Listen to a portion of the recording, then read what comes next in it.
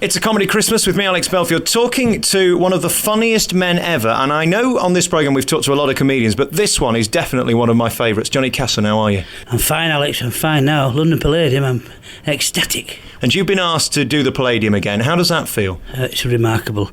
It's one of the places you never ever knock a booking back at the Palladium. There's nowhere else like it in the world, I don't think. Marvellous. And it's a full house tonight, so I'll be doing my non-laughing comedy. The great thing about your show is it's funny, and that's lucky, isn't it? Well, it's a bit of a handicap being a comic and not being funny, but there's a lot of people who have actually achieved a lot of fame. Like that, management's the most important thing in our job. Where I first came across you was a video that you released probably 10 or so years ago now. It was clean, there was no swearing, it was funny, and you delivered them with such warmth. Well, that's what people say, you know. It wasn't a deliberate thing, it's just sort of being yourself, you know. But I think it's quite a northern thing.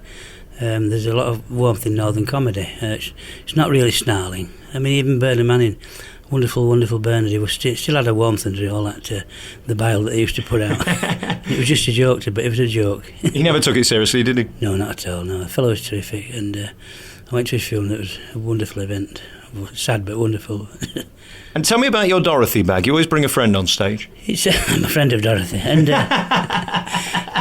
it was a pal of mine who was a gay piano player in Blackpool, and I used to bring a bag on with props on, but like Norman Colley type thing. And he said to me, "Oh, you should get a Dorothy bag." And the Dorothy bag is it's a little shopper on wheels, 2 wheels, and it's like old ladies use, you know. And he said my cleaner uses one, and I found this one in Blackpool. It's called a granny bag. It's a bit shorter than a normal shopper. You know, they have 4-wheelers now and a seat and all that. But and it just became a trademark. I don't actually use it now, but people commented on it, so I kept bringing it on. And now I just put my wallet in my mobile phone. And how are you enjoying it, maybe 30 years after you started, doing gags and making people laugh? Is it as much fun today as it was then?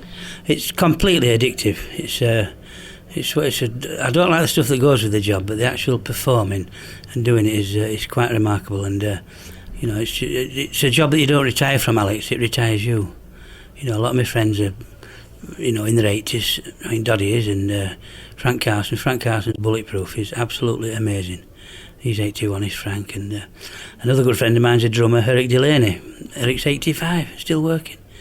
So how do you survive then? What is the key to still being able to pull an audience at a senior year? Well, I actually think, I have a theory that people above a certain age, probably above 40 now, are actually starved of entertainment. Proper entertainment. There's nothing much on telly, and a lot of the young people, they've never seen traditional comics. And I had a young fella at a dinner, came up to me after this thing, and he said I think it was a compliment, he said to me, "Hey man, you're seriously funny," which is a great expression. I think it was a compliment, but they just but a lot of televisions have got this arrogance about them, you're too old kind of thing, I mean, I have a friend who was a scriptwriter, I won't mention his name, but he wrote some giant things in television, in ITV, sitcoms. And he's 80-odd, he still writes them, and he gets them rejected. And he got to see the head of comedy at one of the big television things. It was a 28-year-old boy. And he went in, and he put his script on the thing, and this young fella said to him, "Right, tell me what you've done, Vince." And Vince says, "No, you'll go first." End of story. Wonderful. And my favourite gag you ever do, I'm not going to give it away because it's probably a trademark gag because it's so funny. How do you think of something like that? Because it's so clever and your jokes are so well crafted. Well, that's sort of the skill factor. But by looking and listening, you've got to have good lugs. And you've got 2 ears and 1 mouth, so you should listen more than you speak. And I have a friend in Blackpool. She got stopped the other day by the police. This is my kind of humour. And the fella said to her, "You weren't wearing your seatbelt, madam, were you?" She said, "No, I wasn't actually." She said, "I've just come round the corner from home. I live round the corner." And he said to her, "Do you know that 99% of all road accidents happen just round the corner from home?" She said, "Do you think I should move?" And as for delivering the gags, how do you remember them to deliver them? I think that's fear. Fear of drying up. Sometimes I think in the daytime I'll try and alter something. I think I can put a thing in there and another bit, and I have difficulty recalling it. And yet when you're on stage you have to do it, so you do it. I don't know how the mind works. It doesn't work in my case, but and then there's the classic ad libs which you're known for. Nobody's going to faze you, are they, at this point? Well, hopefully not. I try and discourage hecklers, by the way. It's because I'm a bit of a nasty little fella underneath. I'm a midfield destroyer, so I don't like bad-mannered people, and I tend to, so I try and discourage them. And but you've got an arsenal of put-downs, and try and use them when it comes, and try and remember them, because if it doesn't happen a lot, you're a bit ring-rusty. But if you've got a microphone in your hand, you should always have the upper hand, and it's not what you actually say, but it's sort of how you respond.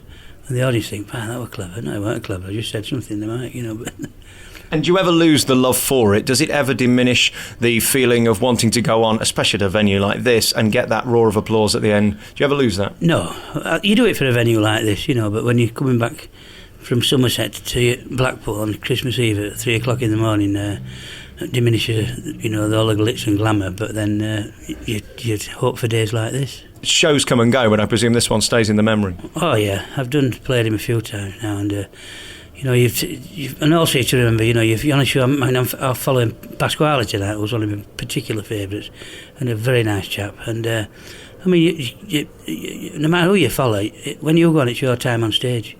So you're not to be fazed by things like that. And everybody's got, a lot of comedians have got similar insecurities about stuff, But I've never been sort of nervous anyway. But it's a negative emotion to me. But I'll remember this night. And what a compliment! Of all the people he could have picked, he chose you. Well, that's it. Yeah, comedians like Doddy and Bob Monkhouse was another really good friend. I once saw audition for Opportunity Knocks when I was in a group, and Bob was on hosting it, and they filmed me, and then they show all the comedians to Bob, and he picked them, and he said, I came on with my check jacket on and my little short pants I wore at the time. The producer, who's in charge of the whole thing, producer and director, Bob Monkhouse, said to him, this is a proper comic. This lad's a comic. And the producer said to him, is he funny? He said, very funny. Right, we'll have him. This fella couldn't say whether I was funny, but Monkhouse did. I always love it when Ken Dodd tells wonderful stories how lighting men sometimes will say, that's not funny. And he'll turn to them and say, no, you're the lighting man, not my comedy writer. Everybody's got an opinion, haven't they? Oh yeah, they do. And they voice it to you. That's another comical thing. A fella stopped me where I live in Yorkshire. I mean, they're very blunt in Yorkshire. The guy said to me, Tutti Giorno came out of the paper shop. He said, all right, Johnny. I said, He said, how's your health nowadays? I said, it's fine, thank you. Yeah, thanks for asking. He said, nice to see you back on the telly the other night. I'd been on something. I said, oh, thanks. He said, it wasn't up to your usual standard, he said, but it was nice to see you back. And drove off, Alex. Johnnie Casson, thank you so much for talking to me. You are a legend, and seriously, you are one of the funniest people I've ever met, and thank you for being you. And thank you, Alex. Keep doing it, young man.